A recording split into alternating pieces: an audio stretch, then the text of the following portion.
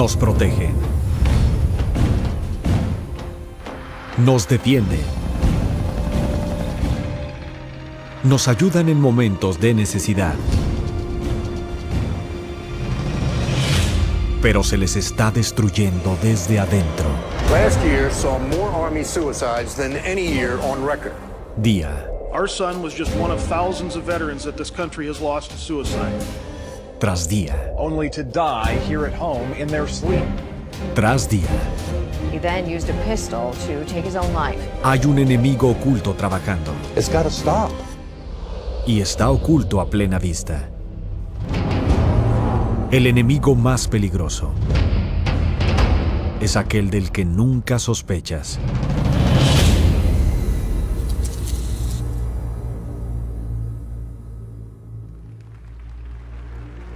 ...18 de junio de 1940... el psiquiatra y general de brigada J.R. Rees habló en la reunión anual del Consejo Nacional para la Higiene Mental con un plan estratégico para la psiquiatría. We must aim to make it permeate every educational activity in our national life. Public life, politics, and industry should all of them be within our sphere of influence. Pero para alcanzar sus objetivos, los psiquiatras necesitaban el campo de pruebas perfecto. Uno con un presupuesto ilimitado, que pudiera seguir creciendo. It's all about money. Billions of dollars. It's our tax money. Un campo de pruebas con un suministro interminable de recursos humanos. More people than any other organization in America. These troops are the guinea pigs. They're being experimented on. Un campo de pruebas donde cada orden se obedece, sin preguntas. You have to obey those orders. You don't have an option. I'm legally obligated. Y un campo de pruebas donde un daño colateral se etiquetaría como confidencial. This story has been censored every step of the way. El brigadier general Rees sabía dónde buscar. The Army and the other fighting services form rather unique experimental groups, since they are complete communities. And it is possible to arrange experiments in a way that would be very difficult in civilian life. Fue una astuta táctica, sobre todo bajo el disfraz de la ayuda. And now the soldier was sick, and unless we do something for him, he may remain sick for an indefinite period of time. Gentlemen, you are not requested to treat these patients. You are directed to do so. Los psiquiatras habían llegado muy lejos. Hacía solo 20 años antes, prácticamente no se había oído hablar de ellos en la vida militar. It wasn't until World War I that they came out of the asylums and sort of worked their way into the military. It was a very slow, very gradual insertion. Lenta y gradual, porque simplemente no se podía confiar en los psiquiatras. Y por una buena razón. Sus tratamientos nunca se ha sabido que fueran científicos. De hecho, muchos de sus procedimientos experimentales se clasificarían luego como tortura. One of the first uses of psychiatric treatment actually goes back to World War I when it was used on German soldiers who were deserting and trying to leave the front because of the horrors of the trench warfare on the Western Front. A este tratamiento se le dio el nombre de cura de Kaufman, a partir de su inventor, pero muy pocos la habrían llamado terapéutica. Al soldado traumatizado se le conectaba una corriente eléctrica que se aumentaba hasta que no podía soportarlo más. En el proceso, el especialista le daba sugestiones hipnóticas. Diese Kaufmann-Therapie wurde von den Psychiatern als Heiltherapie angewandt und eingeführt.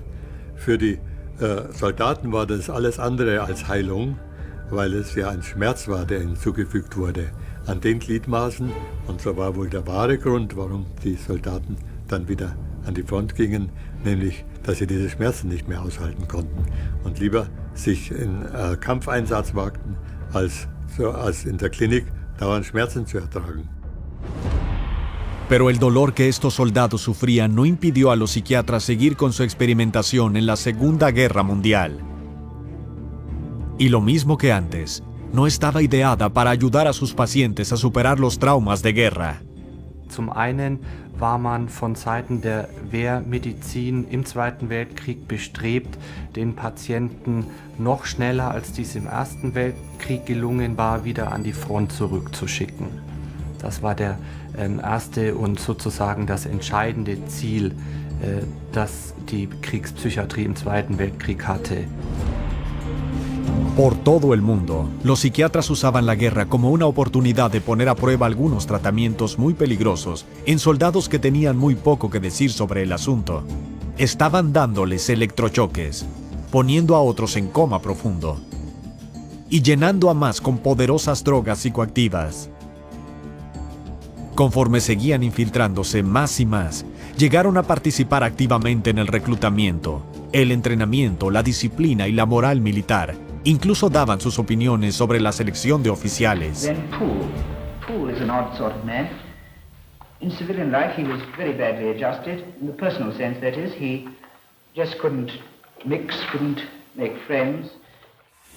Para 1943, la psiquiatría había penetrado tan profundamente en el ejército americano que el psiquiatra principal de la Marina se jactaba así. Psychiatry now has a place in every step of the Navy man's career, from his induction to his eventual separation from the service. It is because of the military that psychiatrists, they became important. You know, they're wearing a uniform now, and they've got the epaulets, and, you know, they've got some power because of the military. The military gave them that. El psiquiatra militar jefe de Estados Unidos, el general de brigada William Menninger, escribió un manual enumerando todos los problemas mentales que él pensaba que los soldados podrían tener. Pero no había análisis de sangre, ni radiografías, nada observado bajo un microscopio, solo opiniones. ¿Pruebas científicas? No, señor. Pero esto solo ayudó a la psiquiatría. Después de todo, el manual del ejército de Menninger proporcionaba una apariencia de legitimidad, algo que pudieran usar para diagnosticar y tratar todavía más integrantes de las Fuerzas Armadas. El manual del ejército se usaba tan ampliamente que acabaría convirtiéndose en la base de la Biblia psiquiátrica, el Manual Diagnóstico y Estadístico de los Trastornos Mentales, el DSM. Gracias a la influencia de gente como Menninger, para la mitad de la Segunda Guerra Mundial, los militares de todo el mundo aceptaban las afirmaciones de los psiquiatras de que ellos eran los expertos de la salud mental. Y gracias a eso, los psiquiatras quedaron libres para poner a prueba más drogas en muchos más soldados. The drugs of choice are the barbiturates. You will note that in combat exhaustion, massive doses of these drugs are needed in therapy. During the Second World War, both Americans and Germans experimented with stimulants because everybody thought, well, this is great, you know, it helps you focus, it keeps you awake. Una de estas drogas era el Pervitin, que se les dio a los soldados alemanes para disminuir las inhibiciones y aumentar la agresividad. Man kann sagen, dass dieser Feldzug durchaus Pervitin getränkt war, was die Wehrmachtssoldaten betrifft. Die Wehrmachtssoldaten waren für ihre Gegner unfassbar fit, sie waren unfassbar wach, sie hielten sehr, sehr lange durch, sie waren furchtlos, sie waren aggressiv und wirkten vor allem auf die Gegner wie aufgezogen. Et il a fallu à peu près 18 mois pour que les accidents apparaissent en nombre considérable, c'est-à-dire des jeunes soldats qui brutalement se conduisaient comme des bêtes féroces, tiraient sur tout ce qui bougeait, sur les civils et sur leurs propres compatriotes. Et les accidents, les imprudences au pilotage d'avions, au pilotage de chars ont été tels que l'armée allemande a interdit l'utilisation de ces drogues à partir du milieu de l'année 42 ou 43. Et l'armée anglaise a vécu la même expérience. Los japoneses también usaron estimulantes. Les dio a sus combatientes valentía instantánea, pero a un precio.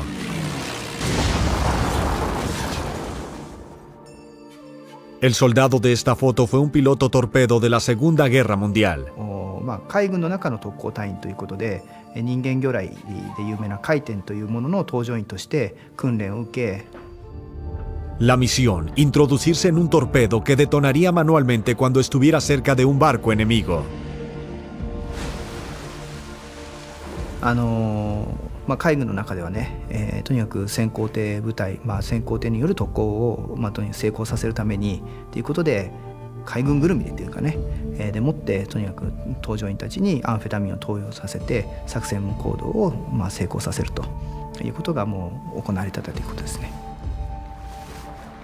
Aunque sobrevivió a la guerra, la vida de este hombre estaba destrozada.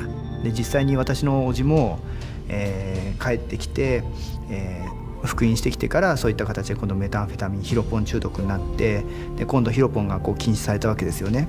今度は何になってか、もうアルコール、もう本当にアルコールはひどかったです。私も叔父が叔母にね本当に暴力を振るうシーンっていうのは何度も見てますし、だから彼自身も実際に、自殺を3度図って。Desde la década de 1950 hasta los años 70, los psiquiatras en países como Inglaterra, Estados Unidos y la URSS continuaron usando a sus militares como campos de pruebas para un arsenal de nuevos tratamientos experimentales. Los psiquiatras militares de Estados Unidos usaron a los soldados para experimentar con LSD. The squad, composed of volunteers for the test, responded like well-trained soldiers, immediately and without question. The squad, all except the drill sergeant, now drugged with LSD. After a few minutes, the men found it difficult to obey orders. Aun cuando sabían de los peligros de esta droga, los psiquiatras ingleses continuaron haciendo pruebas con el LSD, esta vez con comandos de la Infantería de Marina. Unknown to the troops, the drug was added to the water on the second day. At 11:40, the first effects of the drug make their appearance. The men no longer take cover, they relax and begin to giggle. 70 minutes after the administration of the drug, with one man climbing a tree, the troop commander gives up, saying, "I cannot do anything about this. I cannot control the men and I can take no action myself. I am wiped out as an attacking force." Los psiquiatras soviéticos les dieron a sus soldados Dios sabe qué. В советской армии я служил поваром, и обычно перед обедом приходил доктор, врач, и давал нам пакетик, чтобы мы сыпанули в борщ или там в кашу и размешали. Но мы обычно говорили, что это такое. Это нормально, это витамины. Но что это такое, я не знаю. Тем более, что мы, повара, обычно свою долю вынимали из котла до того, как приходил доктор. A lo largo del tiempo, a los soldados se les han seguido dando drogas psiquiátricas para usos nunca estudiados ni aprobados. Ha sido un experimento colosal. In the Falklands campaign, air crew were given uppers and downers so that their flight duty rotas could be maximized. We've gotten reports that the Gulf War II pilots do take amphetamines, they do take dexedrine, and that at the nighttime they're given Ambien to bring them down so they can sleep. So they're continuously on this up and down kind of scenario. Certainly in the Iraq, Afghanistan wars, psychiatry has played a huge role, huge. La psiquiatría es ahora una sección aceptada de los militares por todo el mundo. Se nos dice que deberíamos confiar en los psiquiatras, que son las autoridades. Hay, sin embargo, un problema. Las cosas no han mejorado, solo han empeorado.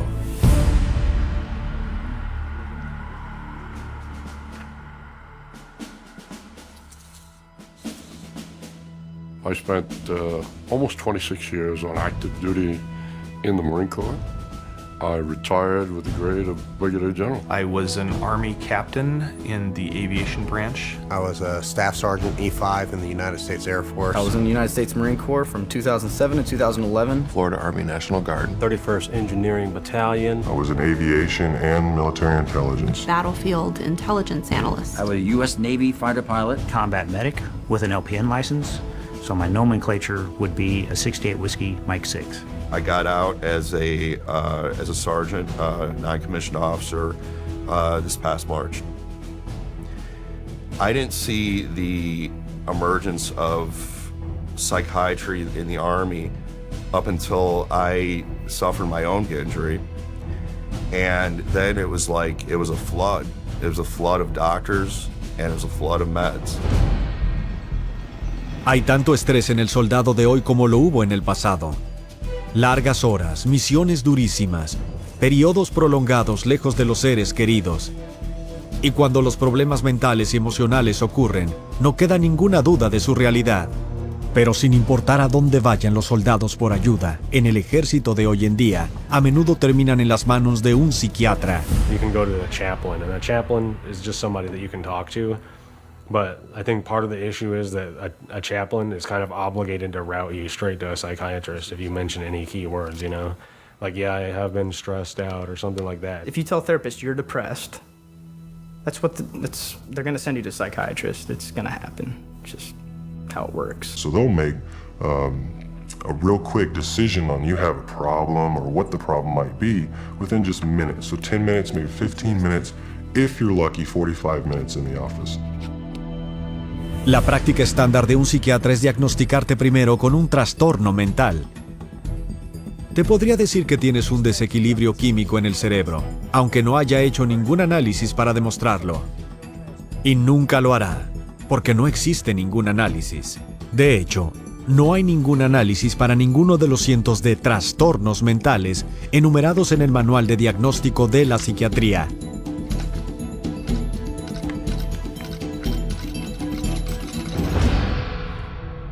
Psychiatry, especially, has no objective means of making any diagnosis.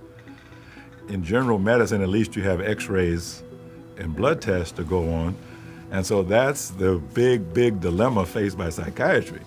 They have zero ability to diagnose, so they have zero ability to treat. No physical abnormality has ever been found.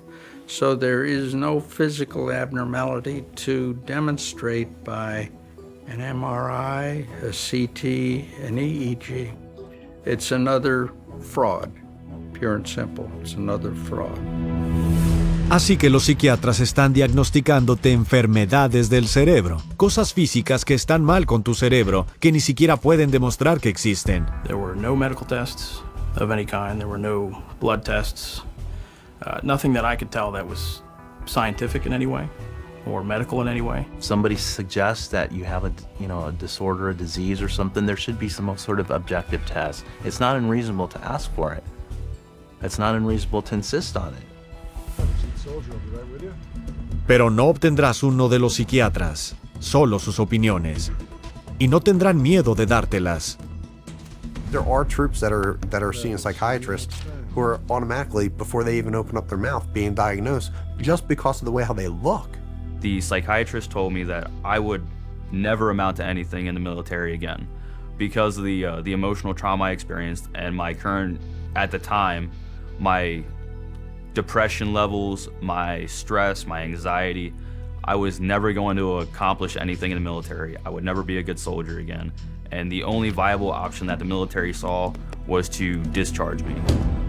When a psychiatrist says your life is not worth anything because it's been all some sort of psychosis or some sort of trauma event, or you've got this disease or that, or some brain chemical or whatever, a soldier's life turns into nothing. Cada año, a miles de hombres y mujeres uniformados se les diagnostica con una enfermedad mental, a veces 2 o 3. Esto ha llegado a estar tan fuera de control que el Pentágono gasta ahora $2,000 millones al año en salud mental únicamente.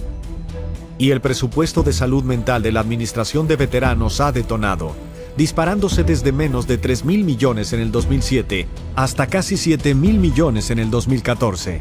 Es mucho dinero gastado en una profesión que ni siquiera puede producir pruebas para sus enfermedades cerebrales bajo un microscopio. No es que eso les importe a los psiquiatras. La diagnosis es solo un primer paso. De hecho, es una excusa para meterte a ti en algunos tratamientos muy peligrosos.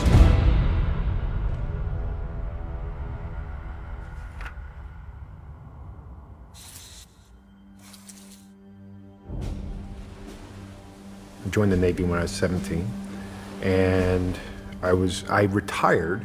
I was medically discharged, I should say, from the SEAL teams. I served my country with America's best in a time of war, and I had the honor of leading them. But I did lose, my swim buddy, which is the guy you go through SEAL training with. And that gave me a survivor's guilt that I can't begin to describe.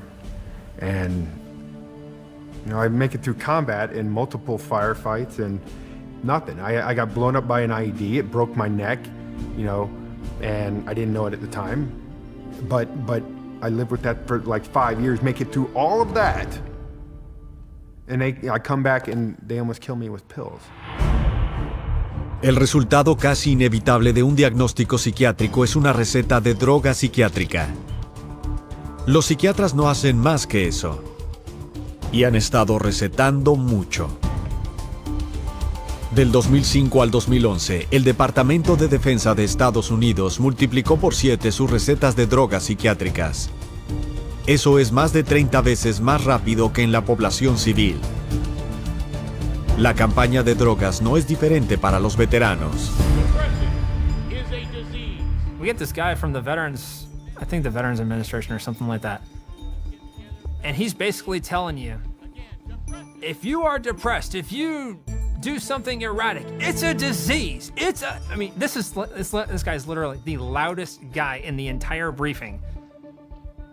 Very just in your face about it. And he's just basically saying, if you're doing anything other than what you normally do, you have a disease and you need to be put on the system, you need drugs. We can control it with medication. And then right after that, they're gonna get prescribed whatever drug the psychiatrist seems fit rather than just being able to talk to somebody. No therapy, no lifestyle change. It's a straight line of how they educate these doctors in pharmacology, a symptom to a drug. Los psiquiatras no tienen ninguna idea real de lo que sus drogas le están haciendo al cuerpo humano. Pero cuando se trata de repartirlas, eso apenas importa. My older brother got out of the Marine Corps, like I said, about a year ago. And when he went to the VA hospital to make his disability claim and talked to him, he told him that he had trouble sleeping. And he didn't tell me what they gave him, but he basically said they gave him a big bag of happy pills. So I came home on R&R from Iraq and got severely depressed. And they went and told me to go see the on-based psychologist, which then they prescribed me meds. He basically told me what was wrong with me and prescribed me with Zoloft, and that was pretty much it. I've been on Ambien, Seroquel, Paxil. That was one of the big ones. A very dangerous drug that I just think is very harmful, called Abilify. It kind of puts whatever meds you're on steroids. Wellbutrin, Zoloft, modafinil, methylphenidate, trazodone, Prazosin, and Ambien. Starts out with Dexedrine, Vibrid, Dalmane, Citalopram, Thorazine, Citalopram, Prozac, and effects are at the same time. Stelazine, Zoloft, Compazine, Seroquel, Cogentin, Abilify, Nodular, Wellbutrin, IV Amitol, Depakote, Artane, Xanax, Haloperidol or Haldol, Klonopin, Diazepam, Adderall, and Librium. 5 milligrams to 300. 300 milligrams. 1,200 milligrams of lithium a day. Most individuals who would be given these drugs have no clue what the drug is, really, or what it can do to the mind, really. They just don't know. So it's a blind date. And sometimes it turns out to be kind of an ugly one. La medicación del ejército ha rebasado todos los límites, en especial en Estados Unidos. En total, en los últimos 10 años, el gobierno de Estados Unidos ha gastado más de $4.500 millones solo medicando a los soldados y a los veteranos. De hecho, en 2011, el Pentágono gastó más en pastillas, inyecciones y vacunas que en helicópteros Black Hawk, tanques Abrams, aviones de transporte Hércules C-130 y los misiles Patriot combinados. The use of both psychiatry and psychotropic drugs has just ballooned in the U.S. military. Every soldier that I've talked to, every time they've seen a psychiatrist, they would prescribe them some kind of psychotropic drug right off the bat. I would say 60 to 70% of the soldiers we saw in our center were on medication. Let me give you an example. I was on a committee, a scholarship committee for veterans at a college, and they invited the VA psychiatrist to come in to give a talk about post-traumatic stress disorder. But at the very end, I raised my hand and I said, how many of your veterans that you see do you medicate? And initially he tried to skirt the answer. He said, I see the most difficult. And I said, we all see the most difficult. How many do you medicate? 98%. It's criminal. Y no es que esté mucho mejor en el resto del mundo. I deal a lot with a lot of our soldiers within our NATO brothers and sisters. Canada, New Zealand, Australia, UK, Germany, France, Belgium, and even soldiers down in Italy and even in Spain. Each and every one of them have complained about the issues dealing with psychotropic drugs with them. I was stationed in Germany for a while. I was in Kosovo for a while. And they had talked about that, yeah, when they see the psychiatrist, they do give them psychotropic drugs. So it seems like it's a worldwide problem. A lot of our veterans have told us that when they went for help whilst they were still serving, they were then prescribed medication. It didn't help. Quand on envoie un patient chez un psychiatre, il ressort directement avec des molécules chimiques.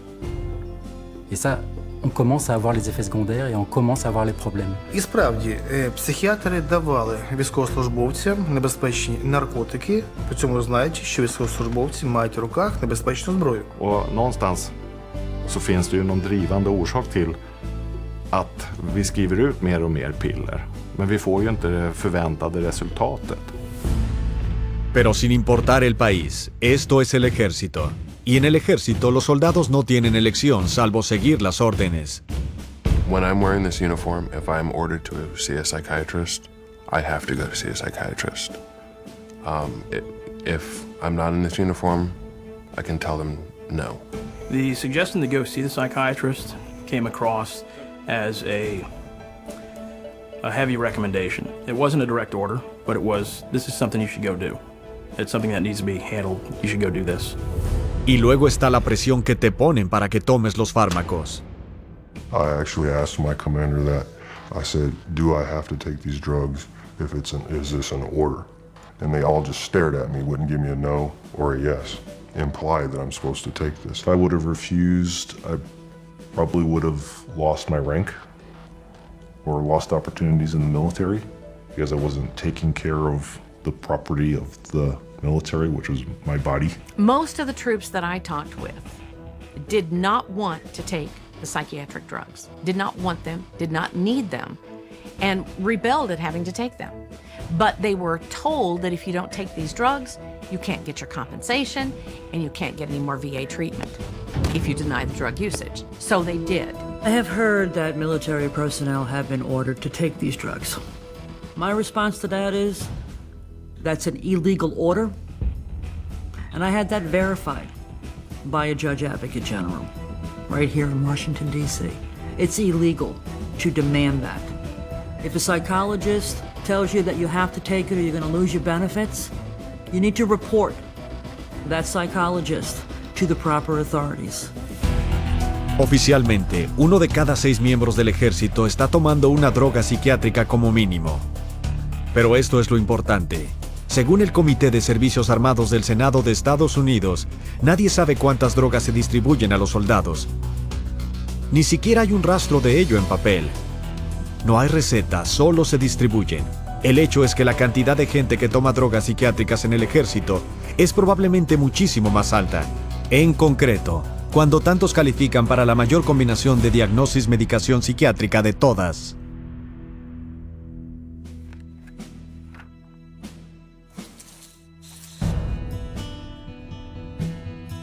I was in the Army, and when I got out, I was corporal.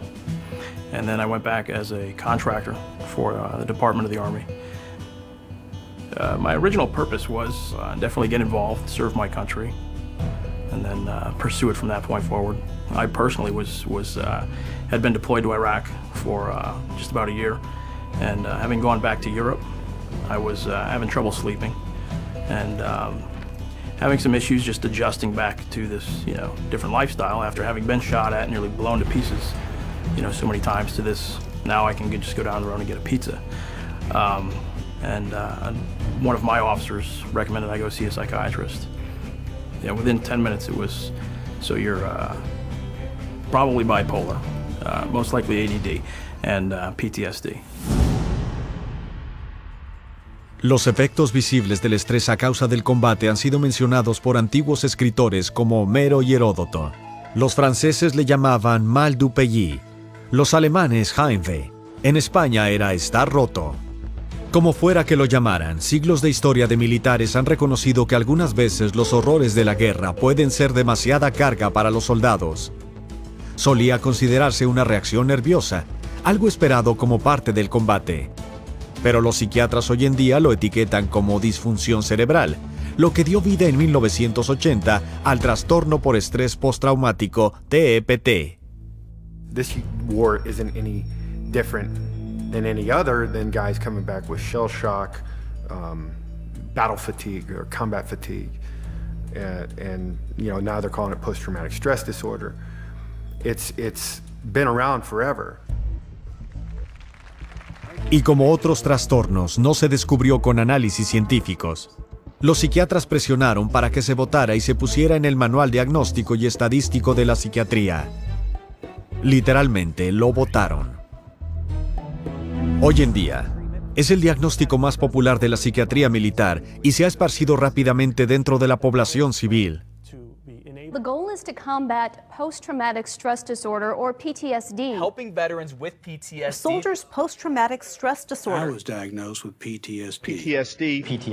PTSD. How many times do you hear PTSD in the media now? People really don't understand it, I don't think, and we're just trying to assign a label to people, our soldiers and sailors that are coming back from these very horrific events that they're being witness to. People who suffer from post-traumatic stress are reacting to a traumatic event in a normal fashion. What we believe is that the military is treating veterans in particular with post-traumatic stress as though they have a mental illness.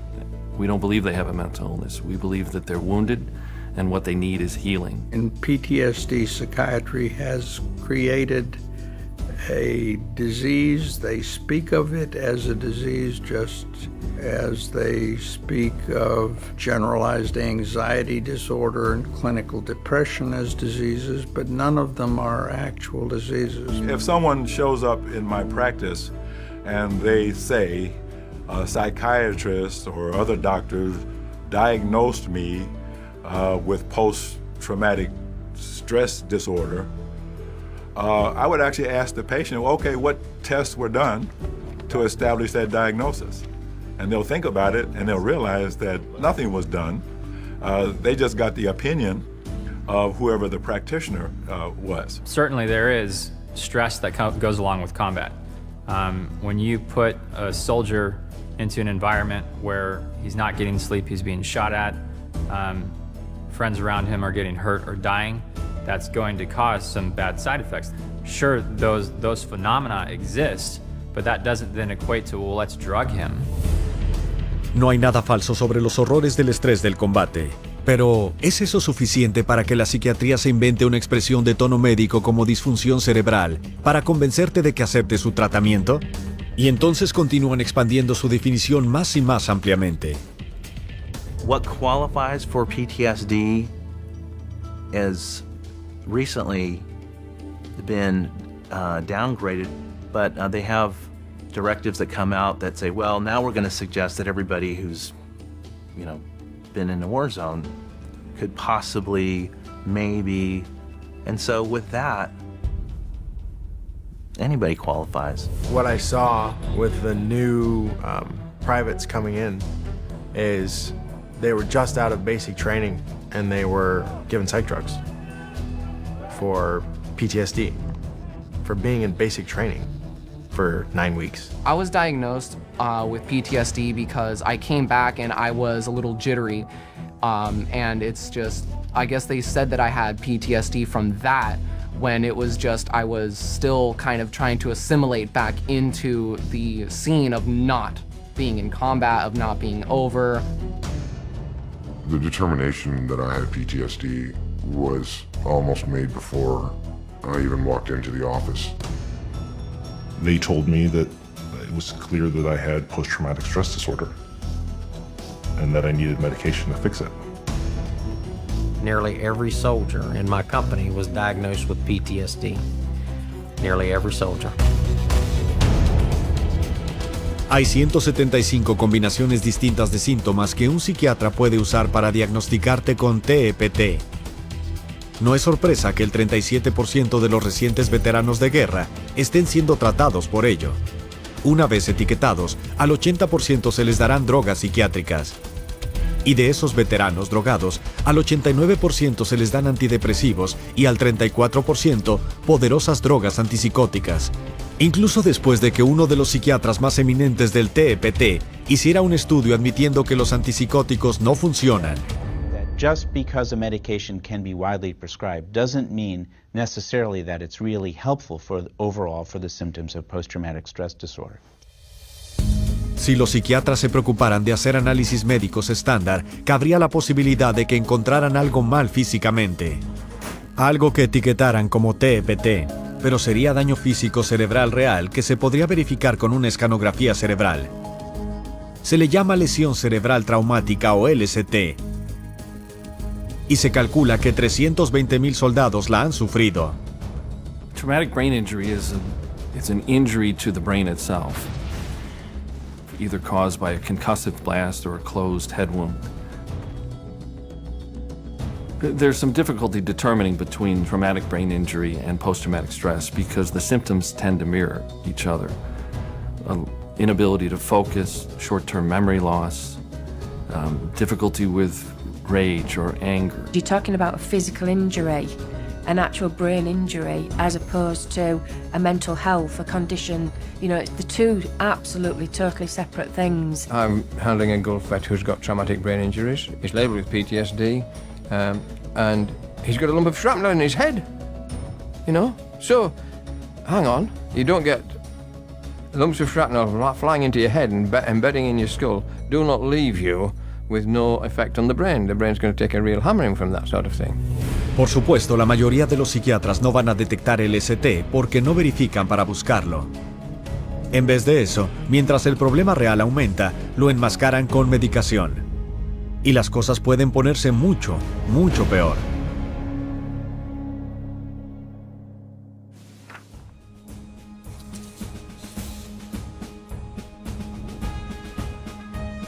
I think my main goal why I joined the military was, the first thing is to get money for college. And then all my friends were going in and they were having a blast with it, and I just really wanted to do something with my life and not just stay here in a small town and not do anything. I served in 2 branches of the military. I served in the Marine Corps and also the Army, and got out as a specialist also at 84. When I was in the Marine Corps, I never went and saw a psychologist, but when I was in the Army, they told me I had to go see one. At that point, he diagnosed me with PTSD and prescribed me Prozac and Wellbutrin in Iraq, still carrying a weapon, still in the combat zone. The psychologist said that my anxiety and depression, everything, like stuff like that, should actually go away. And actually it did not, it got worse. La vida de un soldado es exigente. Se te entrena para estar alerta, decisivo y concentrado, y en una forma física y mental excelente. Es una necesidad. Pero las drogas psiquiátricas pueden hacerte ineficaz para el combate. Los psiquiatras saben esto, pero aún así afirman que son terapéuticas. Esta es la realidad. All psychiatric meds are mind-altering drugs. People don't put that together, but they're mind-altering, and they have side effects, disaster side effects. One of the most significant problems about every psychotropic drug that I can think of, the stimulants, the tranquilizers, antipsychotics, mood modulators, are unpredictable. I can give the same drug to 20 different men, and they'll have 10 different reactions to it. Nadie, ni siquiera quien la receta, sabe lo que te va a pasar con una droga psiquiátrica. Cada una es diferente y cada una tiene una larga lista de efectos secundarios en letra pequeña en el encarte del paquete. My friends that take the drugs that I'm prescribed have very bad balance, a terrible memory. They have difficult talking clearly, speaking clearly to each other. Their reaction times are very slow, and they have a hard time concentrating. It pretty much just erased all feelings that I had. So I was just there. A lack of motivation, really. I just stopped caring. I was constantly demotivated, very worn down all the time. I was constantly sleepy, like not tired, just sleepy. I could stop doing something and instantly fall asleep. 1 minute you can be on patrol, next minute you'd be asleep. That's what those pills do to you. They make you tired. I would get headaches, but it's not like a normal headache. It would be like sharp pains just zapping through my head. My anxiety level was through the roof. I had heart problems. I put on 20 to 25 kilos of extra weight. I probably gained 40 pounds over the course of that period of time. I was up to almost 300 pounds. I was in metabolic syndrome. My body my adrenal system had completely shut down. My muscles had seemingly turned to water, and I could not lose weight for anything. I can't ever think of anybody who's ever said, I feel better. This has helped me. I can't honestly think of anybody who's ever said that to me. And I've seen and talked to a lot of veterans in my time. These are supposed to be the finest, most elite soldiers, physical combat machines, and they're being given something that's harming them, that's destroying not only their body physically, but also their minds mentally. Los psiquiatras te dirán que los beneficios de sus drogas exceden los riesgos. Esto es basura y es falso científicamente. Ha habido amplios estudios que demuestran que las drogas psiquiátricas como los antidepresivos no funcionan mejor que una pastilla de azúcar. Pero algunos de los efectos secundarios de la droga no solo son dañinos, son letales.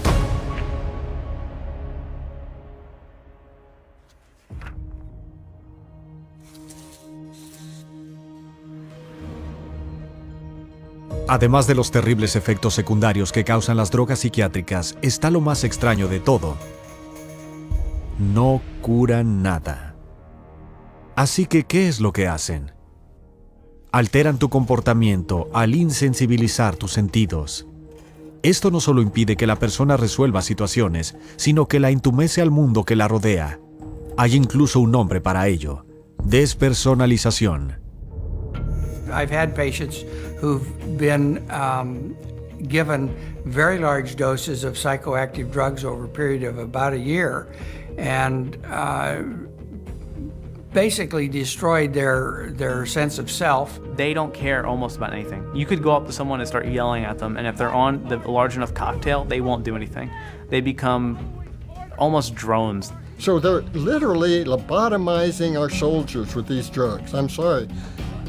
I'm just being very direct and honest with my experience of over 200 injured warriors. It's almost like being in a mental hospital with lobotomized patients. I'm sorry. It's just awful. Y la despersonalización se pone realmente peligrosa cuando la droga crea otro efecto secundario común. If someone is numbed like that, they're less likely to be concerned about the consequences of their behavior and might resort then to impulsive actions, violent actions. Some of the effects of the drugs that we're aware of, that the veterans we've dealt with have come across, have been things like more anxiety, more anger. They're having all these fits of anger, aggression, they're getting in fights with their significant other. And of course, what this has led to is just a really horrendous number of domestic shootings, domestic beatings, child, wife abuse. Las cifras confirman esto. Desde el 2006, crímenes sexuales violentos y el maltrato doméstico en el ejército han aumentado más de un 30%, y el maltrato infantil en un 43%, todo mientras el drogado psiquiátrico de nuestros soldados ha superado todos los límites. Y luego, están los casos donde un soldado bajo la influencia de las drogas psiquiátricas pierde la cabeza. This one particular morning, the soldier was in our unit, and most of the soldiers in our unit are on some type of medication. And she was waiting for the soldier. And when she walked in, he was locking and loading his weapon. And she asked him, "What are you doing?" And he looked at her, he said, "I don't know." And she said, "You were locking and loading," which means he's putting his ammo in his weapon. And she asked him, she said, "What were you gonna do?" He said, "I don't know if I was just gonna shoot myself or shoot up everybody in this building, and then myself." And we were there. 11 de mayo de 2009. El sargento John Russell abre fuego en una clínica de campaña en Bagdad. Mata a 2 oficiales y 3 reclutas. El día anterior, su psiquiatra le había recetado antidepresivos. 11 de marzo de 2012. En una aldea remota en Afganistán, el sargento Robert Bales mata a 16. 9 eran niños. Antes de su matanza indiscriminada, Bales había esnifado la droga psiquiátrica Valium y había bebido alcohol. 16 de septiembre de 2013. El veterano de la Marina, Aaron Alexis, lleva un fusil al arsenal naval en Washington, D.C., donde mata a 12 personas a sangre fría. De acuerdo a los informes, a Alexis se le había recetado el antidepresivo Trazodone. He talked about it. He said he went to the VA and they would give him some medicine. Estos son algunos de los muchos en manos de los profesionales de la salud mental, justo antes de cometer horrorosos actos de violencia. El soldado de primera David Lawrence, quien mató a un jefe talibán en su celda cuando había tomado Zoloft y Trazodone. Terrence Tyler, un ex marín que abatió a tiros a 2 compañeros de trabajo y luego a sí mismo en un supermercado de Nueva Jersey. Se le había diagnosticado depresión grave y tomaba Prozac. Y Eddie Ray Rove, quien mató a un miembro de comando de élite condecorado. Acababa de salir de un hospital psiquiátrico 4 días antes, donde recibió tratamiento para el TPT. Drugs and weapons do not mix. Okay, it's a recipe for disaster all by itself. They're seeing things different. Their mind has been altered. Their brain has been altered. Their judgment and reasoning is not what it would have been without these medications. It's the mind that makes the decision of when to shoot and what to shoot. It's the mind. If you alter the mind and you imbalance the mind, which is what psychiatric drugs do, you change the results of who or what gets shot on the battlefield or at home after the battle is over. Las drogas psiquiátricas no solo causan violencia en los soldados, provocan a la gente de todos los ámbitos sociales a cometer tiroteos masivos mortales en nuestros hogares, lugares de trabajo y escuelas. Y luego está la cuestión de qué podrían causarse a sí mismos.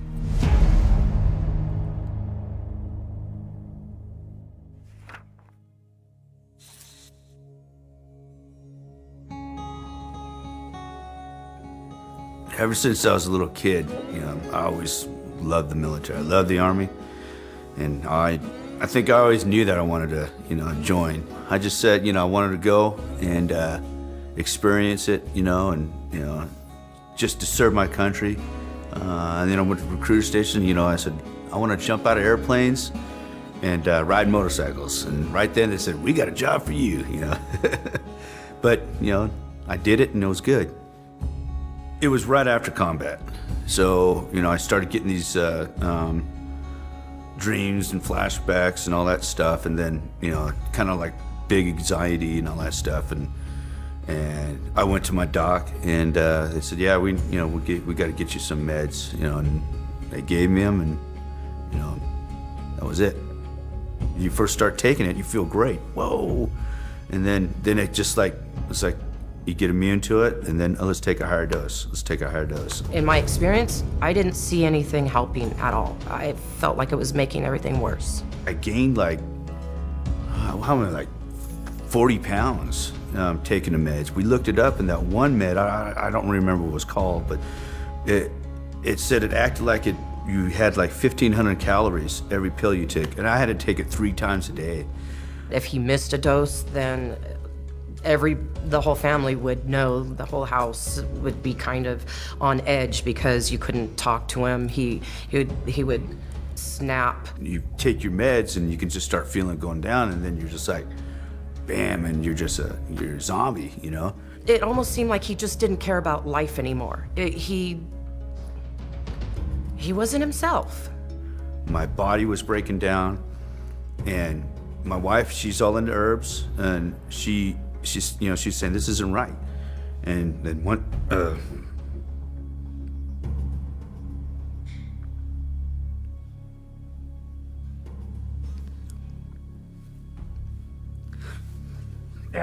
I was all fucking drunk, and you know, the meds, just taking that shit, and I just said, fuck it, I'm done. And I took my pistol and fucking put it in my mouth, and she opened up the door. I fucking took it, and I said, I was like, fucking, I said, we gotta fucking do something, you know? And this shit just didn't work, you know? And I had to literally grab the weapon away from him because it probably would have happened. So I said, fuck it, I'm stopping. You know, I'm stopping taking all this shit. It's killing me. You know, it's gonna kill me, it's gonna kill my wife, you know?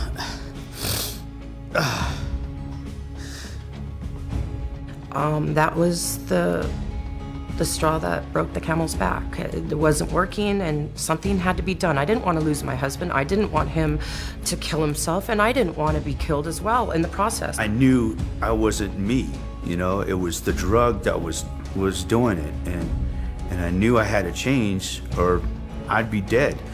And that's why I changed it.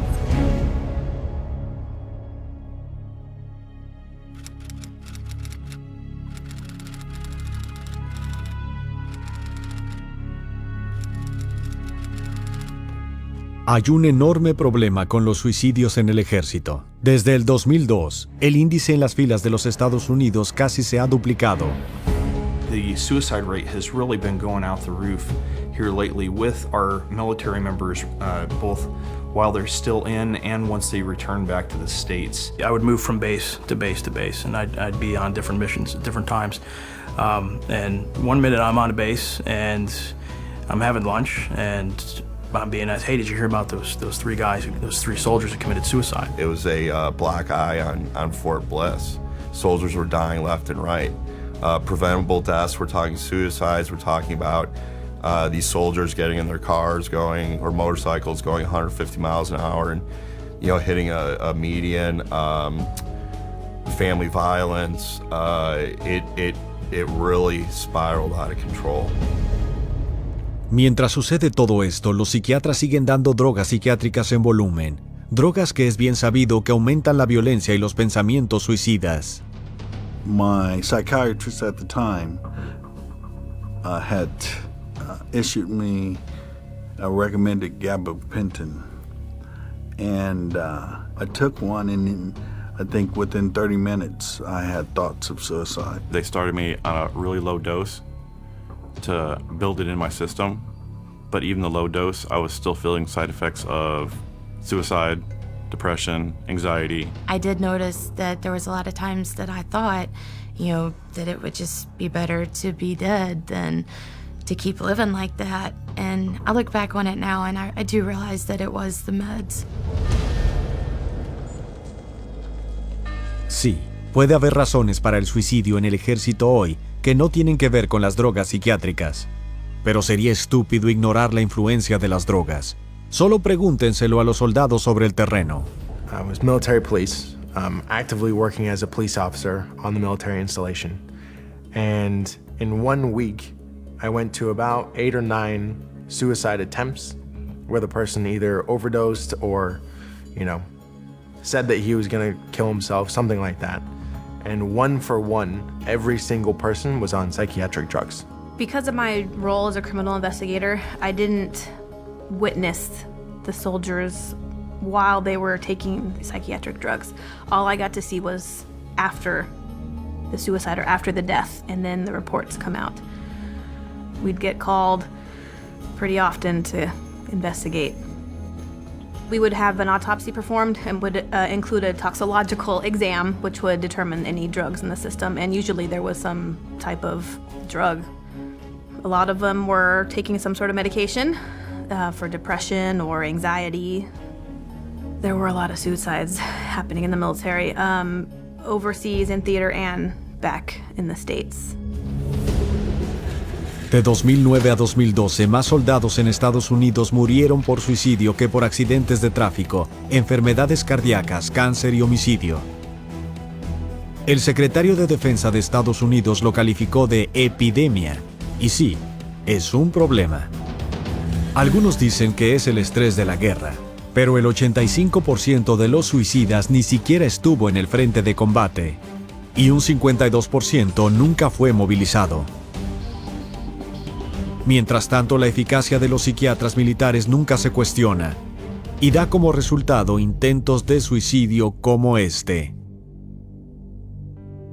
My son joined the Army. He wanted to make a career and become something. He was still sweet and more normal when he came back from Iraq, even though he had, nervousness in crowds and PTSD.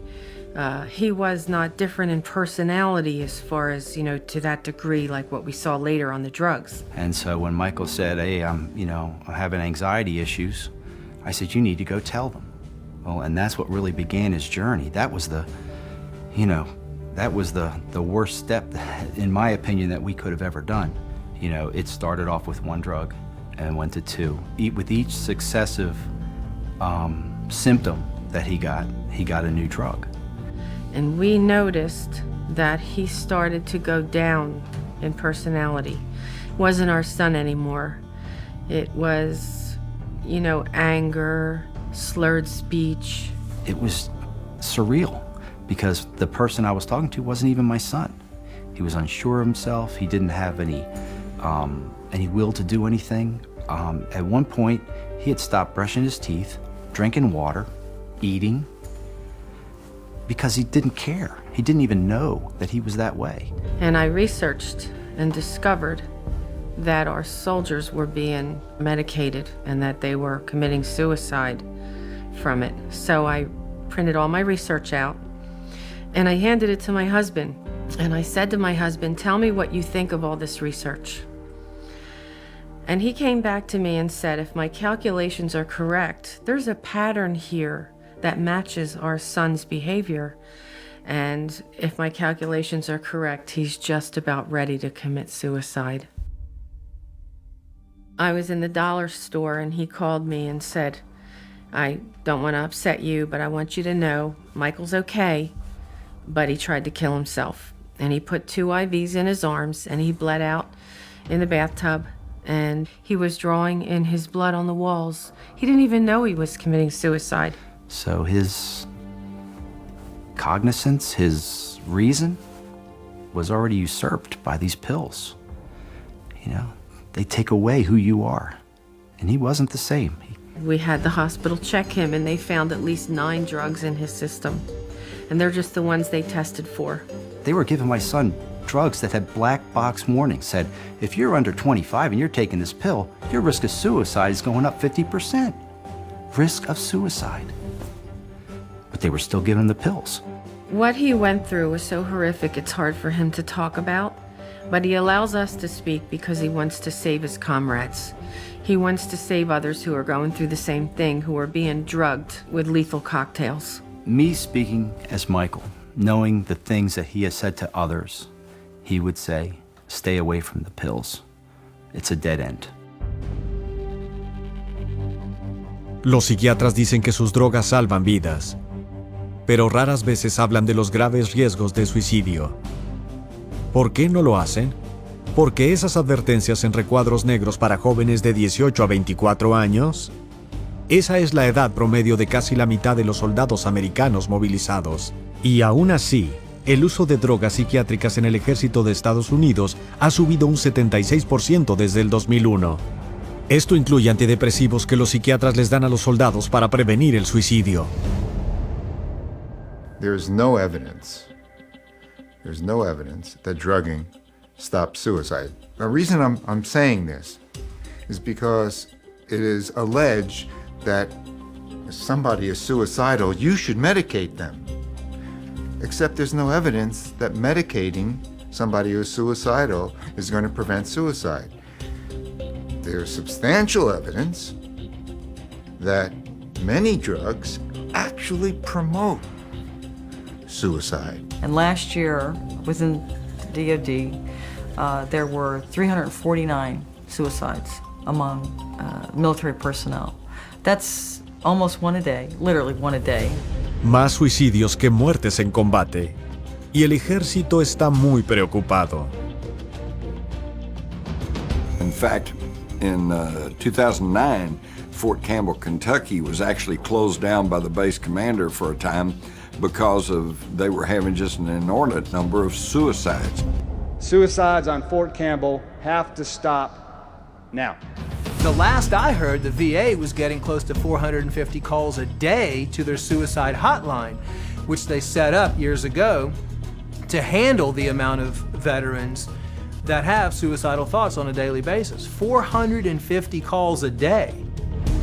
Es un problema que ha resonado en las salas del gobierno.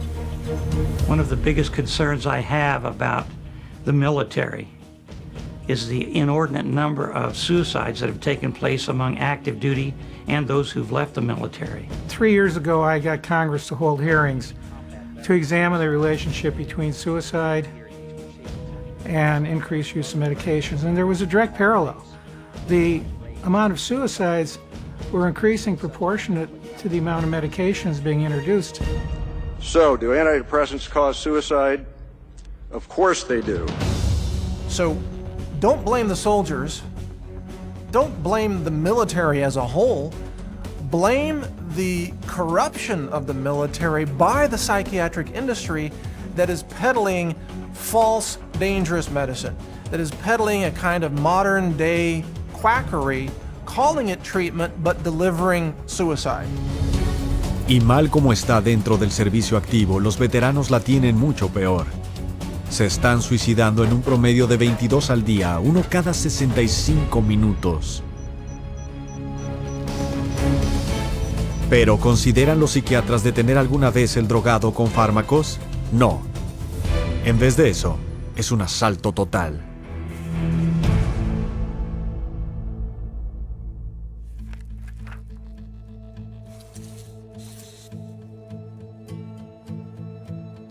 I was a very highly functioning non-commissioned officer. I was a platoon sergeant at the time. I was kind of always being groomed for that next rank. I was getting sent to the right schools, had the support of my chain of command. Things were going really good.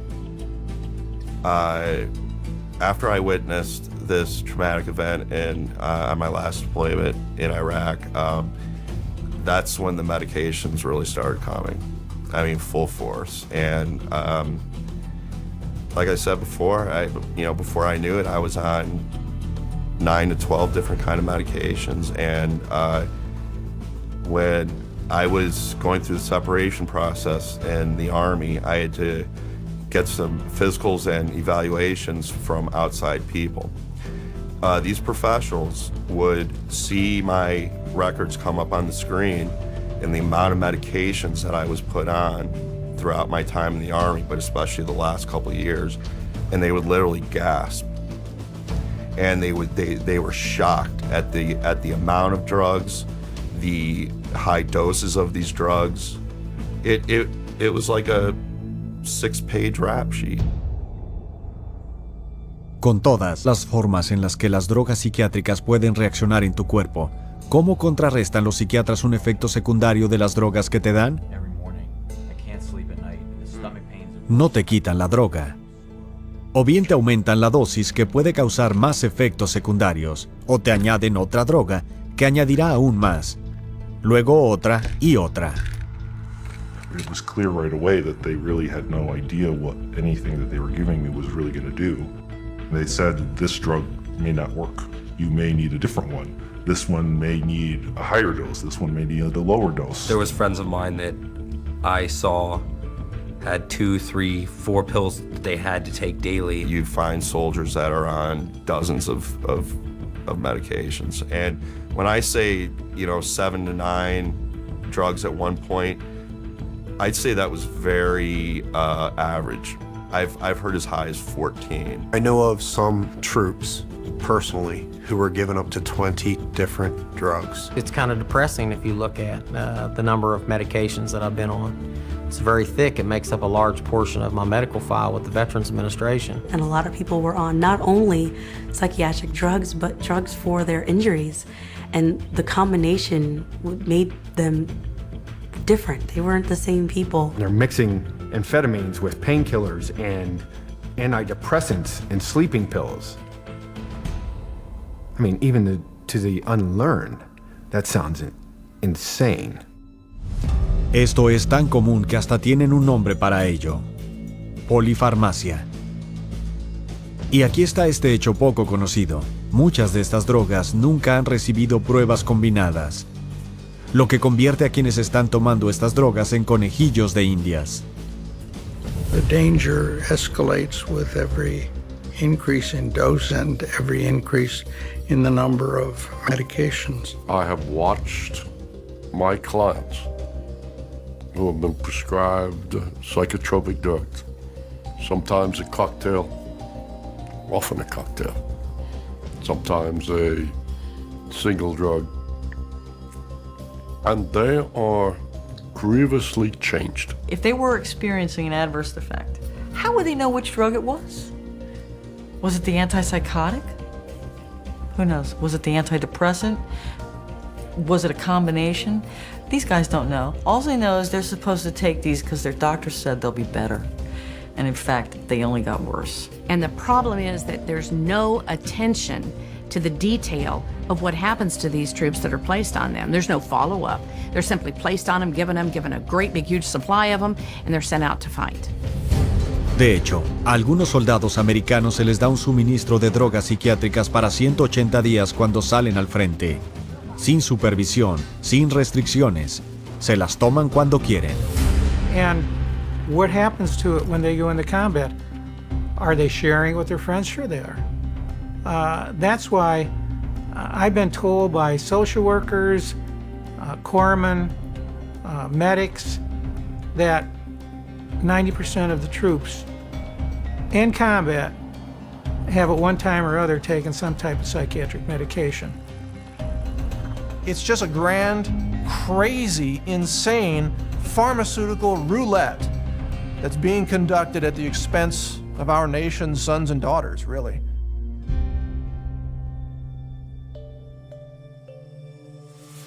My husband never did drugs, nothing, never did anything. And I dated him 5 years before I married him.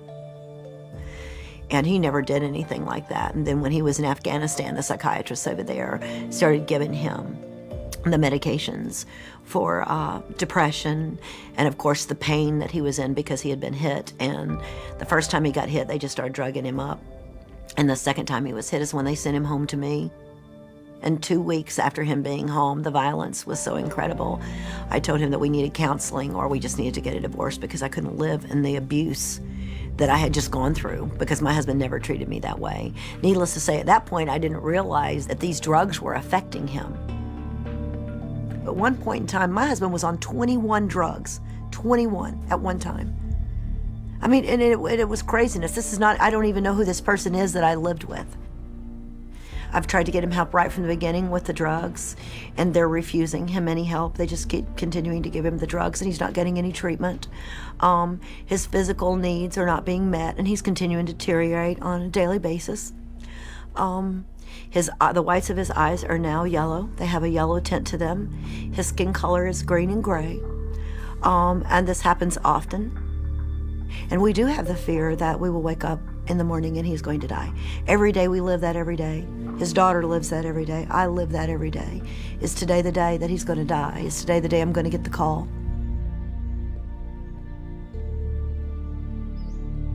They need to give me my husband's life back, is what they need to do. They need to take him off the drugs so that he can think. He can't think. He doesn't know. La horrible realidad es que una vez que tomas drogas, salir de ellas es un infierno. Puedes caer en la adicción a algunas de ellas en solo 2 semanas. Now we have soldiers coming back from the battlefield and they're addicted to psychotropic medications and they have a detox reaction back in civilian life and they begin to exhibit the side effects for which they were being pre-medicated. So they become depressed, they become suicidal. Not only is it dangerous to be on these drugs, it's also very dangerous to come off of them. In fact, in many cases, the suicides happen immediately after someone stops taking an antidepressant drug. So if you do that, make sure you do it in a way where you have medical supervision and you have a support system in place so you can get off of those drugs safely.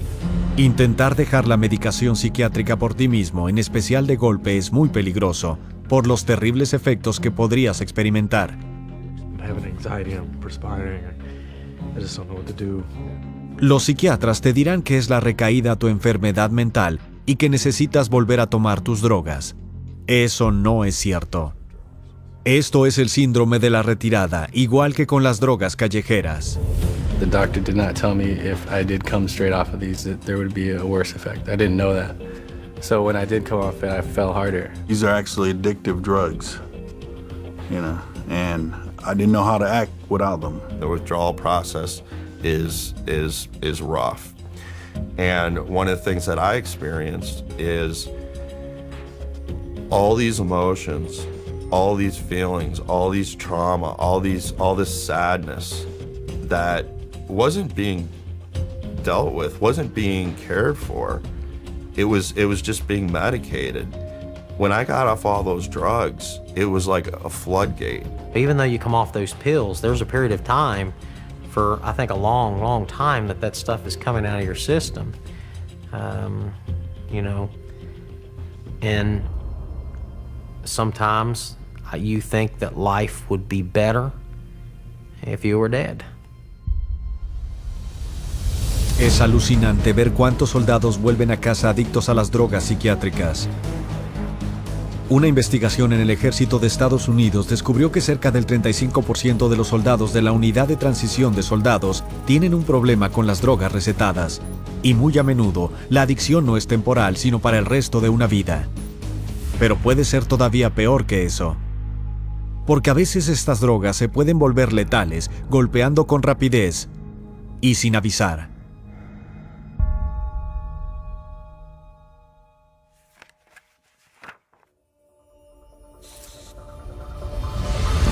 Gunnery Sergeant Chris Bacchus survived the assault on Baghdad, a deployment to Afghanistan, and a second tour in Iraq. What specifically killed your brother? He died because he mixed narcotic drugs. Whenever he had an issue with them, they would increase either the dosage or the potency of the individual pill. A bomb couldn't kill this Marine, but a bottle did. Chris Bacchus tenía 2 antidepresivos, 2 opiáceos y un ansiolítico, Ativan, en su organismo. Un total de 27 medicinas diferentes en el escenario, la mayoría recién recetadas. La autopsia mostró que la interacción de drogas lo mató. Cualquier doctor que se precie pudo haber predicho eso. El caso de Chris Backus resultaría no ser distinto de centenares de otros. Solo a 450 millas, Stan y Shirley White celebraban el retorno sano y salvo de su hijo, el cabo de los marines de 23 años, Andrew White, de la zona de combate. Pocos sabían lo que le pasaría cuando fue a buscar ayuda al hospital local de veteranos, solo diagnosticarlo y luego drogarlo. Andrew's behavior really started to deteriorate. We saw more and more withdrawal. We saw anger issues. At one point, he slept for 2 or 3 days at a time. The psychiatrist, their solution to his deteriorating condition was to increase his medications or to change the medications. El 12 de febrero del 2008, el cabo White murió mientras dormía. Ni siquiera se movió, sencillamente murió. The coroner's report said it was a intoxication of these drugs. Did not mention, but his heart stopped beating. Andrew being 23, being very healthy, not having any major issues, you shouldn't die in bed. Era uno de 4 veteranos, solo 20añeros, encontrados muertos en sus camas en Virginia Occidental, con solo meses de diferencia entre sí. Esto llevó a la tenaz investigación de un neurólogo de San Diego para descubrir la causa.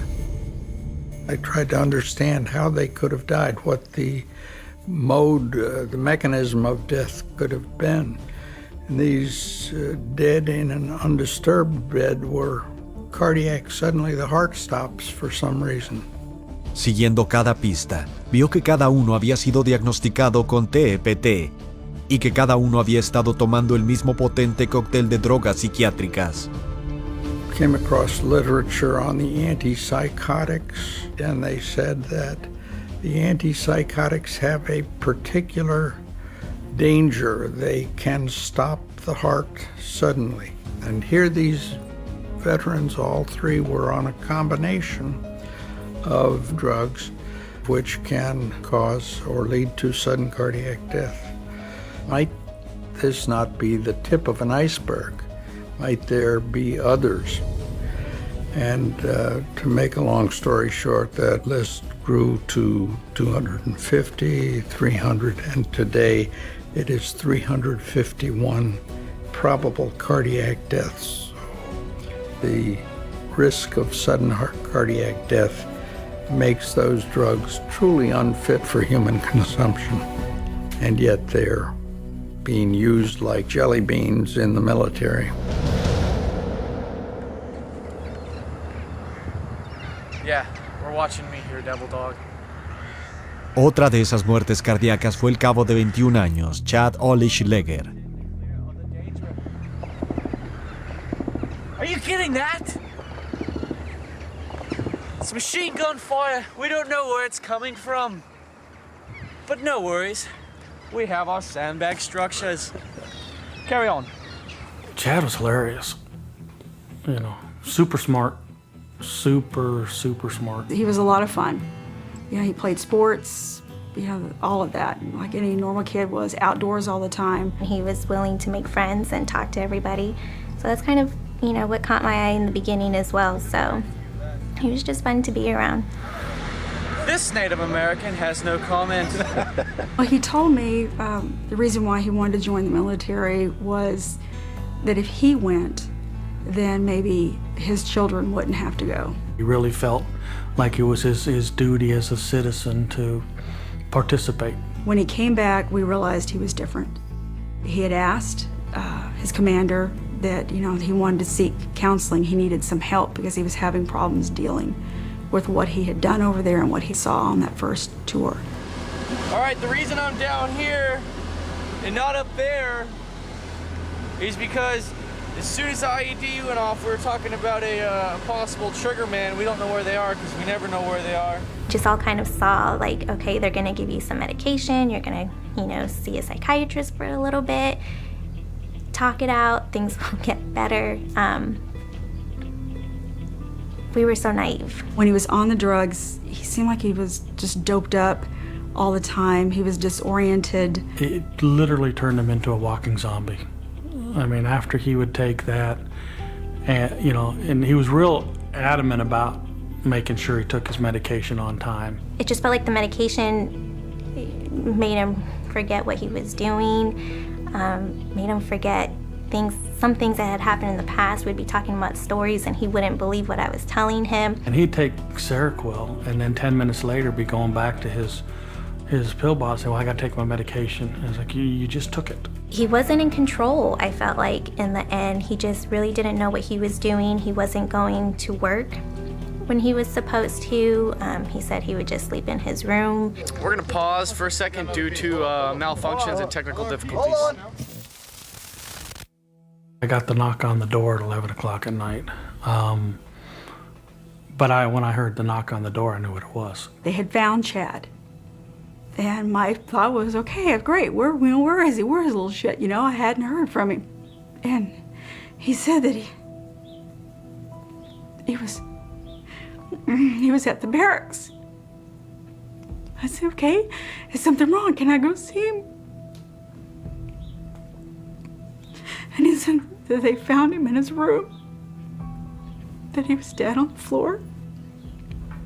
They didn't know how long he'd been there, that he was already gone, and I couldn't see him. I couldn't even get on base. All I could think of was that he was alone in that room by himself, that he was supposed to be safe. It was harder for us because we always expected, if he's in the military, he's in the Marines, we kind of expected that if he were to die, he was going to die when he was out on deployment. He was going to die, killed in action, something. We didn't expect him to come home and die. I had a doctor at Texas A&M University read the autopsy and then said that the levels of the meds in there were not excessive. They were in line with what was prescribed. Nothing was out of range of dosage, but they looked at it and they said, how come he's taking, 7 of them? It's a lot. And the doctor looked right at me and said, they killed him. I blame the psychiatrists and I blame the doctors for prescribing those pills. Those are the ones that never checked up on him and let him walk out with all the other pills, didn't take any of the pills away, just kept giving him more pills. And they're the ones. Good morning, and hoorah. Los psiquiatras llaman a esas muertes accidentes por sobredosis, pero encarémoslo, esto raya en homicidio por negligencia. Y mientras nuestros soldados sucumben uno a uno con los niveles recetados de estos cócteles letales, te tienes que preguntar si los psiquiatras se preocupan siquiera de encontrar la razón. Es suficiente saber que los soldados están muriendo, pero este consumo de drogas va más allá de la víctima. También puede afectar las vidas de sus seres más queridos.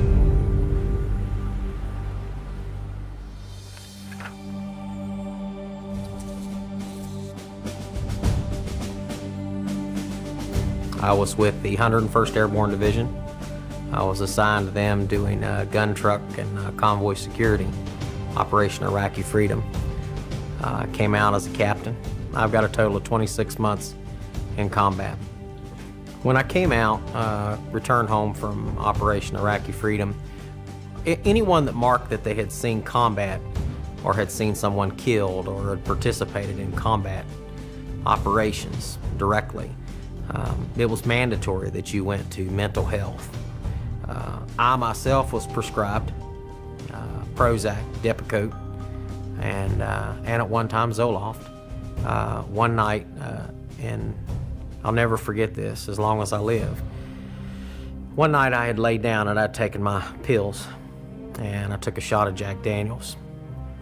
At that time I had my children staying with me, so I didn't get drunk or anything like that, didn't drink overly heavy, and for some reason I decided to sleep on the couch this time.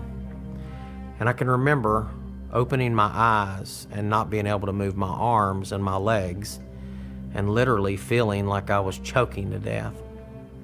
And my son, who was 13 at the time, He came in, obviously I was making some noises, and he shook me so hard that I fell off of the couch. And that kind of woke me up. But literally I felt like I was dying. And I can't help to think if my son wasn't there to wake me up, would I have been a statistic? Maybe. En servicio activo o como veterano, un soldado en drogas puede afectar negativamente a toda su familia. What we're seeing is that now this label of being broken and disordered is not only being utilized with our troops, but it's now also extended with their families. You hear stories about these young children that are living with a deployed mommy or a daddy who just can't handle the deployments. So what happens is these troops that were deployed come home, whether or not they saw combat doesn't matter. They're still being forced to take a subjective questionnaire, psychiatric questionnaire, and based off of the results are getting told to do these drugs. And when they take the drugs, they become somebody that's different than what that child remembered them to be. Now that child has to deal with coping in a way that is very different than what they had to deal with when the parent was initially home. That child can't handle it. So what happens? Mom and dad says the child needs to go see somebody for help. The child goes seeks help. The child gets the same drugs that mommy and daddy's on. Instead of dealing with the problem the right way, it's a lot easier to give a kid a pill, which ultimately destroys that young mind and ultimately erases somebody from society when that child commits suicide.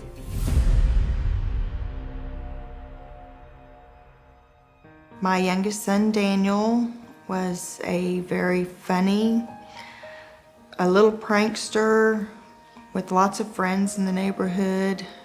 He was loved by his teachers at school. We would go out fishing or hunting or just playing around out in the woods. So we're able to spend quite a bit of time together whenever I wasn't gone on training or deployment for the Army.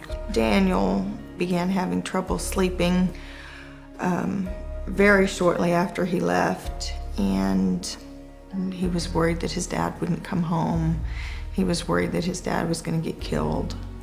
And we saw the psychiatrist for 10 or 15 minutes, and he prescribed something to help him sleep, and also Celexa. Well, when she started telling me about the medications, I was very concerned. Overall, it seemed to me that, the situation was continuing to progress and he was just getting worse. My husband came home from Iraq 3 months early because of my concerns. I was very concerned at the personality change to becoming much more withdrawn and sad and depressed. He was having some bizarre behavior. He began cutting himself at school, and he began having hallucinations. We never had any of those behaviors before being put on the drugs. We were all here at the house.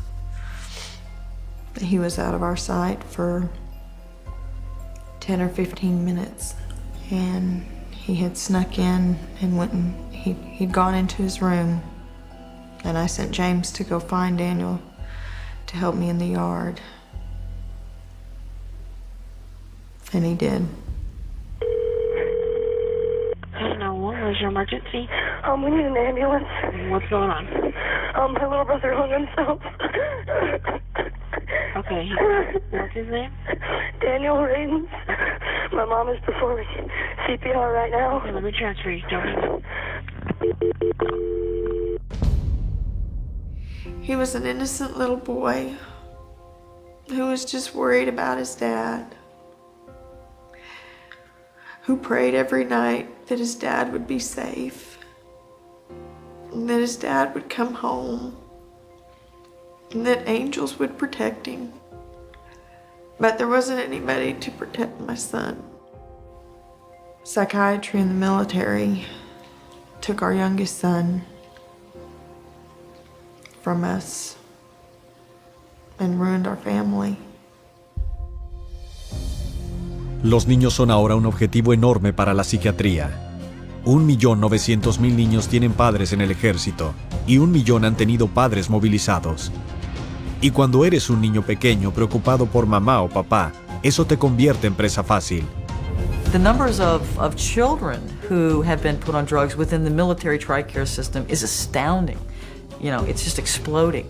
So it has an effect, a ripple effect on the entire family unit. Now, today, we're finding out outpatient psychiatric treatment for children of deployed active duty service members has reached an all-time high at 2 million visits. How many drugs are these children being forced to take now? Sea la que sea, es una cifra elevada. Según un estudio en el diario de la Academia de Psiquiatría Infantil y Juvenil, el 91% de todos los niños que visitan a un psiquiatra infantil salen con una droga psiquiátrica. ¿Es esto lo que queremos realmente para nuestros hijos? Hay que preguntarse, ¿por qué con todos estos fracasos los psiquiatras siguen dañando a la gente, drogándola, volviéndola adicta, creando violencia y suicidio? Es por la más deplorable de las razones.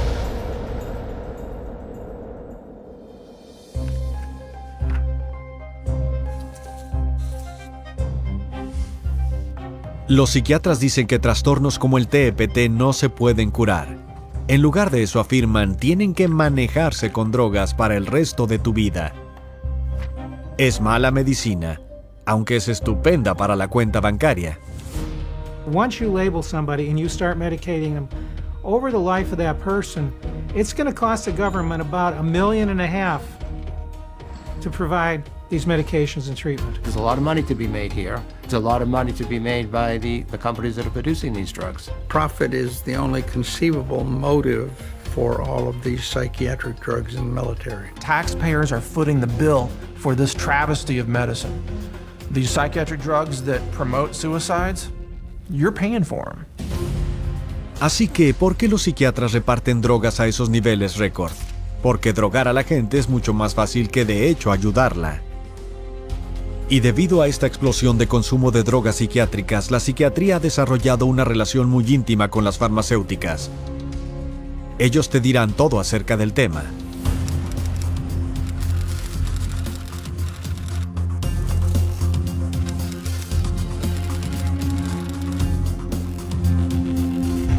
Por desgracia, casi en cualquier lugar que mires encontrarás conflicto de intereses financieros.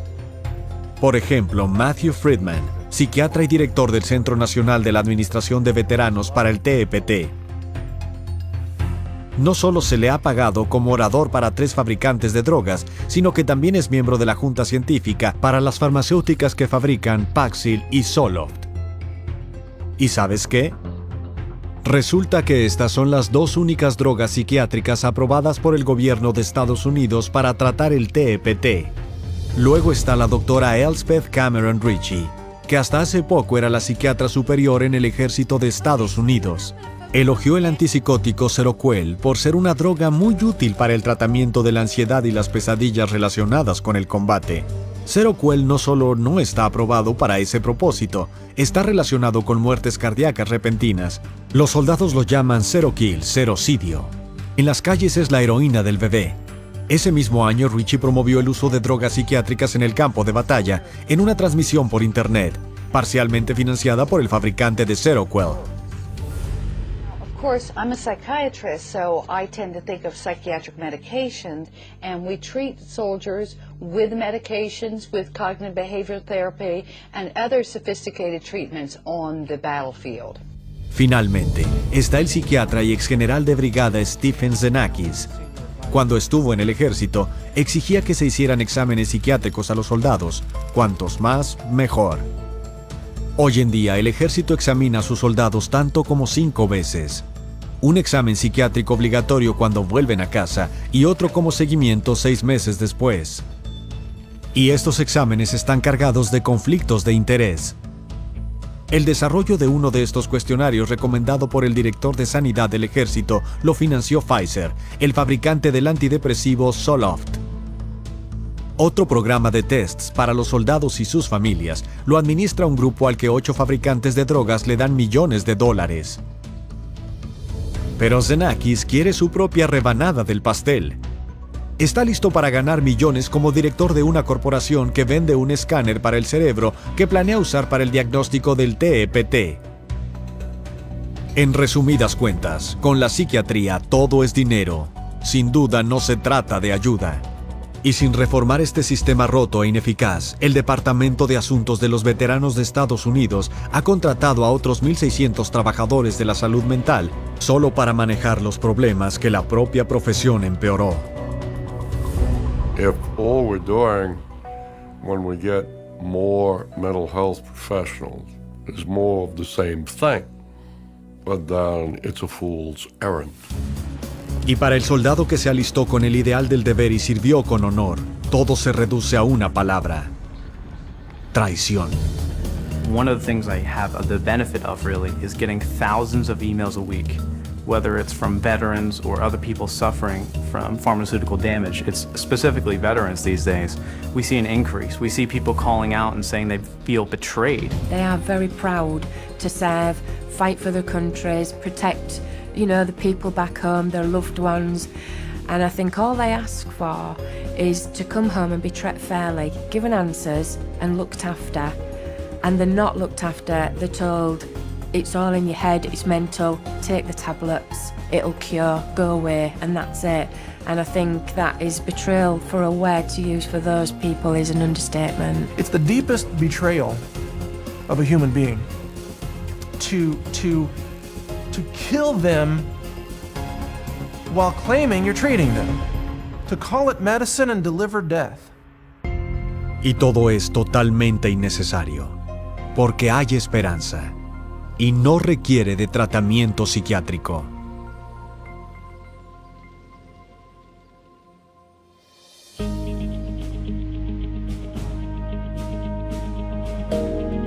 Miramos alrededor y por desgracia encontrarás un mundo saturado de psiquiatría. Pero hay soluciones seguras, eficaces y funcionales y pueden encontrarse. The main word for soldiers, and not only soldiers, but anybody suffering from any type of so-called mental illness, is that there's hope. That there's hope out there, there's solutions out there, things are available for you to get your life back, to not have suicidal thoughts, to not end your life, and it does not include psychiatric drugs. There is a way to solve this. It's to get rid of the drugs and start treating soldiers like human beings, not lab rats. That's the solution. The vets who get over their war wounds do it on their own, do it with friends, do it with colleagues, do it in support groups. They're doing it separate and distinct from the medical interventions. If you talk to lads, when they get together, they help one another, they support one another. They are aware of fellow feeling, fellow understanding. Psychiatrists, by having the opportunity to disrupt that process by using drugs, can often disrupt it rather than support it. A soldier does need help. He needs care and love and friendship and, whatever else is going to make him feel better personally, but he does not need psychotropic drugs. El verdadero cuidado médico comienza con un minucioso examen físico por un médico competente para buscar cualquier daño o enfermedad subyacente que pueda estar causando aflicción emocional. Every symptom should be investigated for physical origins, because if you don't do that, almost certainly someone who has a real physical symptom is being labeled as having a psychiatric symptom, which is false. By making sure that we clear up any physical issues, we begin to make the soldier, the veteran, feel better. Once they begin to feel better, they feel better physically, they feel better emotionally, and they're able to deal with some of the issues relative to the traumas or the stress that they were under while in combat. Si estás tomando drogas psiquiátricas y quieres dejarlas, asegúrate de hacerlo bajo la supervisión de un médico competente.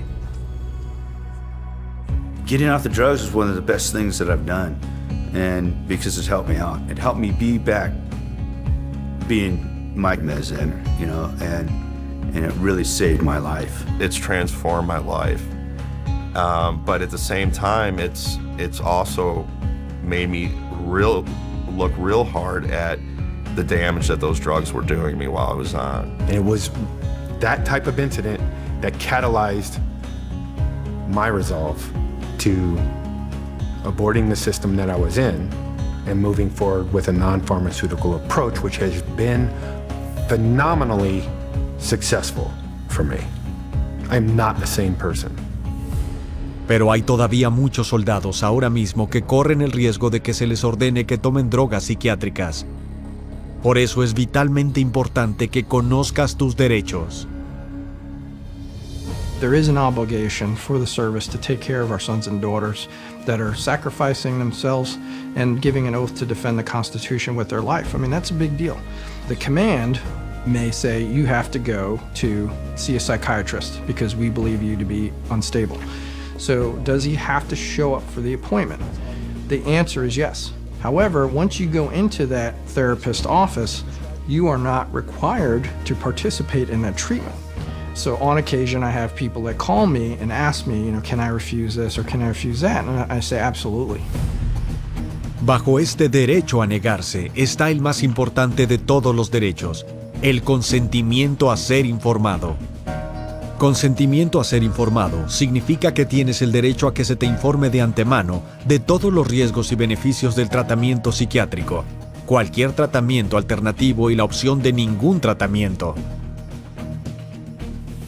Do active duty and military have a right to informed consent? Absolutely.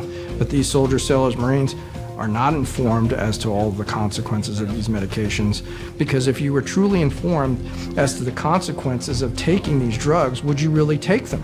And the answer is most likely no. Consentimiento a ser informado es solo uno de los muchos derechos que tienes bajo el Código Militar de Estados Unidos. Muchos otros países también ofrecen los derechos de consentimiento a ser informado, pero eres tú quien debe exigirlo. Participa y háblale a los demás de estos derechos. Muchos valientes sobrevivientes a la psiquiatría militar y sus familias están denunciándolo ahora, y tú podrías ayudarles. I don't want another family to experience what we've experienced. Unfortunately, that's happening. This is an outrage. What's going on here? Are these young people just guinea pigs? Apparently so. My daughter was a guinea pig. And she's gone. One of Tony's last things, he always told me, just keep speaking up, Mom. Even if you only help one person, just keep speaking up. My goal is not just to tell Anthony's story, but I feel it's a story that's not unique. It's something that's happening to so many of our troops. As an advocate for my son and an advocate for wounded veterans across the country, our group that I work with, we're trying to make a change in that direction. So we made it our mission that we're gonna tell everybody we can and have the website have as much information that we can. We've got to get the word out to our soldiers. Don't take these drugs. Don't take these drugs.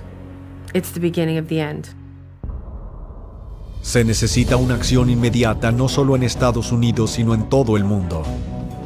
Más soldados y veteranos británicos cometieron suicidio en el 2012 que los que murieron en combate. Lo mismo con el pequeño ejército australiano durante la pasada década. El 20% de las muertes entre los soldados alemanes en el extranjero es por suicidio, y el ejército ruso tiene un promedio de un 65%, que es más alto que el resto del país entero. So, what is the solution?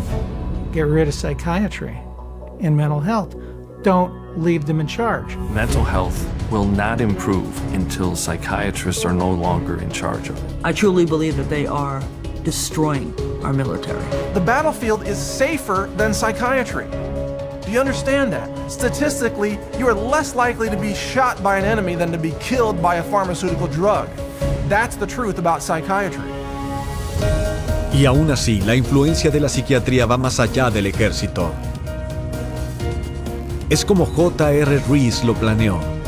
El tratamiento psiquiátrico experimentado y desarrollado en el ejército, esparciéndose por cada resquicio y rincón de la vida civil.